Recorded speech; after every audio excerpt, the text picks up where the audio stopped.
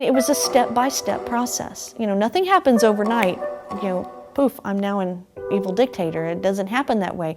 If it happened that way, people wouldn't tolerate it. If you're with someone and one day they're nice and wonderful and the next day they're evil and doing these terrible things, you would just call them on the carpet. Say, look, you're an evil dictator. I don't want to live with you, and you would leave. But when it's gradual, you don't notice it. In the beginning, he was just such a loving person. He was always there. He wanted to be involved in every aspect of my life. He didn't want me to have a family event without him being there. He didn't want me to go to the grocery store without him being there. And at first I thought it was wonderful because he's somebody that's just indulging in just me. And I came from a family of 3 brothers and a father that was a great dad, but we never really had a great, healthy relationship. We found out he was the most popular guy on campus. He was the person that everybody wanted to be around, and he was always the life of the party. He was energetic and funny and just the person everybody wanted to be around. And when I met him, he took an interest in me immediately, and I was very flattered by that. And from the first night we met and went out dancing, I never looked back. So in the beginning, I thought it was just love. Then he started showing up at different things, whether it's a work function, whether it's me walking from my business where I'm working to the hospital to my car, and he's there.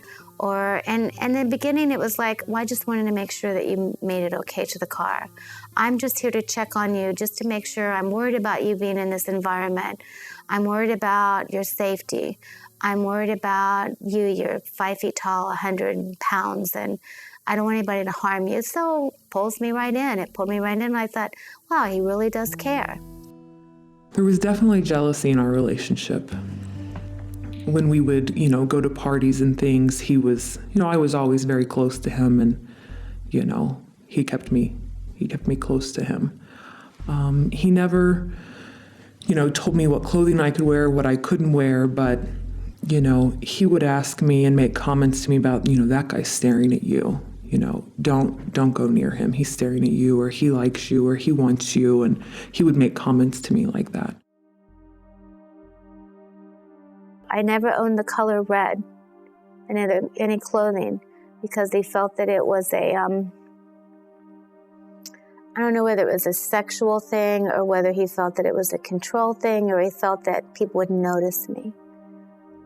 I wasn't supposed to be noticed. And I wasn't allowed to bring any attention to who I was. He made sure that Peggy wasn't ever able to go anywhere alone. She wasn't able to go shopping with her sister. She wasn't able to go for coffee. She wasn't able to have any meals without him at her side. Wherever she sat in the living room, he was always right next to her. And that was a very strange thing, knowing that she only knew this guy for a few weeks. What he told me was, I don't want you to go to school because once you get more degrees, you can get better jobs, and then you won't need me financially and you'll leave. And that defines his entire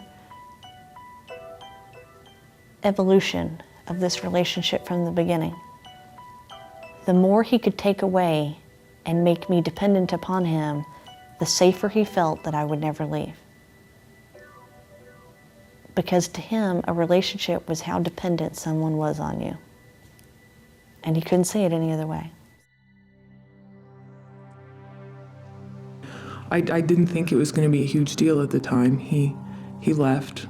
I'll never forget him walking out my apartment and getting his car and driving off. I didn't think it would be a huge deal, but weeks after that, the phone calls started.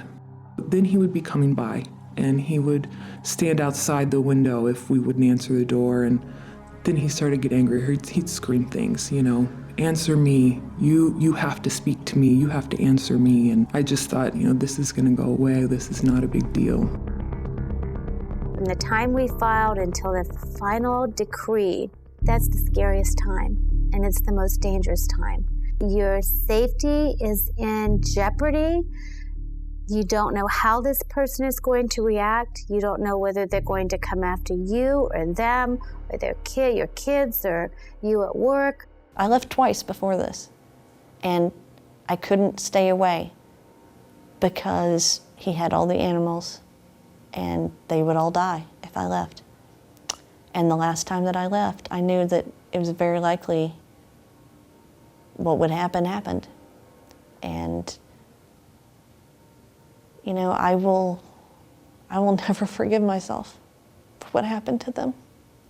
It's like you draw a line in the sand and you go, okay, well, he won't cross this one. And then he steps over it. And you go, okay, well, he won't cross this one. And then he steps over it. So you draw one as far out in the distance as you can see and go, well, no matter what happens, there is a line that I believe with every fiber of my being that this person will not cross. And he not only crossed it, but he jumped over it and then did a dance on the other side. One night I was by myself, and he came in the apartment, drunk, and he forced me to have sex with him. I don't think it occurred to me that what he did to me was a sexual assault until I was studying sexual assault in college.